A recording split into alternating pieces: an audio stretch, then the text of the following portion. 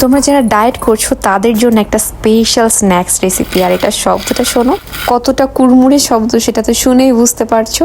তো এই জন্য হচ্ছে আমাদের প্রথমে লাগবে ছোলা। তো এখানে আমি ছোলা হচ্ছে সেদ্ধ করে নিয়েছি ভালোভাবে, যাতে এভাবে করা যায়। তো আমি হচ্ছে একটা পুদার সাহায্যে প্রত্যেকটা ছোলা হালকা করে চেপে নিচ্ছি। অতিরিক্ত প্রেস করা যাবে না, তাহলে কিন্তু হচ্ছে একদম ছড়িয়ে যাবে আর ক্রিস্পি ব্যাপারটা থাকবে না।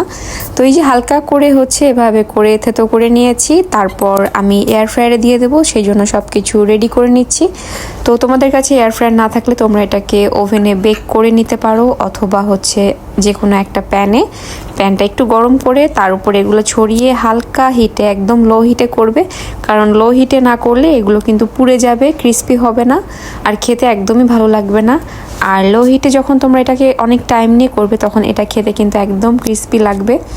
তো যখন স্ন্যাক্স খেতে মন চাবে, বিশেষ করে আমার তো স্ন্যাক্স টাইমে বিকাল হলে মন চায় একটু চানাচুর মাখিয়ে খাই, বিশেষ করে যখন বৃষ্টি হয়, তো তখন আমি এটা করে খাই। তো আমি হচ্ছে 180 ডিগ্রি সেলসিয়াসে 15 মিনিটের জন্য দিয়েছি, তবে আমার 7-8 মিনিটেই হয়ে গিয়েছিল।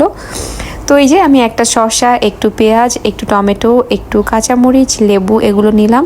তো শসাটা কিন্তু ছোট ছোট করে কাটতে হবে, মানে শুধু শসা না, এখানে পেঁয়াজ, টমেটো, কাঁচামরিচ সব কিছু একদম ছোট করে কেটে নিতে হবে।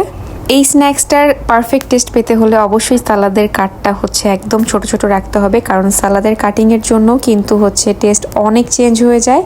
এই স্ন্যাক্সটা যতটা হেলদি, খেতে কিন্তু ঠিক ততটাই মজা। তো দেখো কি সুন্দর ক্রিস্পি হয়ে গিয়েছে, একদম কত সুন্দর সাউন্ড শোনা যাচ্ছে। আমি তো বারবার খালি এটার সাউন্ড শুনছিলাম। তো যখন ক্রিস্পি ক্রাঞ্চি টাইপের জিনিস খেতে ইচ্ছা করবে বা ডায়েটেও থাকবে, তখন কিন্তু এই টাইপের হেলদি খাবার করে নিতে পারো। আর আমি এভাবে করে প্রায় সময় হচ্ছে এয়ারটাইট বক্সেও রেখে দিই। এটা জাস্ট রোস্টেড করে, মানে জাস্ট এরকম করে একটু গুঁড়ো মশলা ছিটিয়ে খাই, বাট এখানে আমি জাস্ট লবণ দিয়ে সেদ্ধ করেছিলাম। তো এই যে তারপর দেখো শসা কুচি, অল্প পরিমাণে টমেটো কুচি, পেঁয়াজ কুচি একটু বেশি দিয়েছি আমি, আর কাঁচামরিচও দিয়েছি, সাথে হচ্ছে দিয়ে দেব একটু খানিক বিট লবণ। তোমরা চাইলে এখানে পিঙ্ক সল্ট ইউজ করতে পারো। আর একটু বেশি ঝাল করার জন্য আমি এখানে হচ্ছে চিলি ফ্লেক্স দিয়ে দিচ্ছি।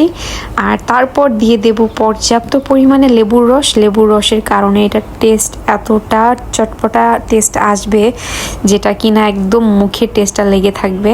তো আমি সব কিছু দিয়ে কিন্তু, মানে আমরা যেভাবে চানাচুরটা মাখাই ঠিক সেভাবেই আগে হচ্ছে আমি সালাদগুলো মাখিয়ে নেব। আগে যদি আমি ছোলাটা দিয়ে দিই তাহলে কিন্তু সেটা নরম হয়ে যাবে, খেতে ভালো লাগবে না। তো আমি এই প্রসেসিংটা কমপ্লিট করে তারপর হচ্ছে একদম লাস্ট মোমেন্টে গিয়ে রোস্টেড ছোলাগুলো দিয়ে দিব, দিয়ে এবার হচ্ছে সব কিছু মাখাবো। এত সুন্দর একটা স্মেল আসছিল, মানে। আর তোমরা চাইলে হচ্ছে এর ভিতরে একটু জিরা গুঁড়া, মানে রোস্টেড জিরা গুঁড়া, রোস্টেড ধনিয়া গুঁড়া বা একটু চাট মশলা ইউজ করে নিতে পারো। তো আমি এত মশলাপাতি ইউজ করিনি, আমি জাস্ট আবার একটুখানি বিট লবণ দিলাম। আমার কাছে মনে হচ্ছিল যে লবণটা একটু কম হয়ে গিয়েছে। তো দেখো দেখতে কত বেশি সুন্দর লাগছে। তো আমার মনে হলো এর উপর থেকে একটু লেবুর খোসা হালকা গ্রেট করে দিলে ভীষণ ভালো লাগবে, মানে সবুজ অংশটা, সাদা অংশটা মোটেও দিবেন না, তাহলে তিতা হয়ে যাবে। তো দেখো কত সুন্দর একটা বিকালের জন্য বা সন্ধ্যের জন্য একটা স্ন্যাক্স রেডি হয়ে গেল, যতটা হেলদি, টেস্টি আর এটা প্রোটিনে ভরা। তো এই যে হচ্ছে আমার স্ন্যাক্স রেডি, এখন টেস্ট করার পালা। এত বেশি মজা হয়েছে, তোমরা ট্রাই না করলে কখনোই বুঝতে পারবা না যে এটা এতটা টেস্টি, এতটা মজা। তো কেমন লাগলো অবশ্যই জানিও, আর সবাই অনেক ভালো থেকো, টাটা।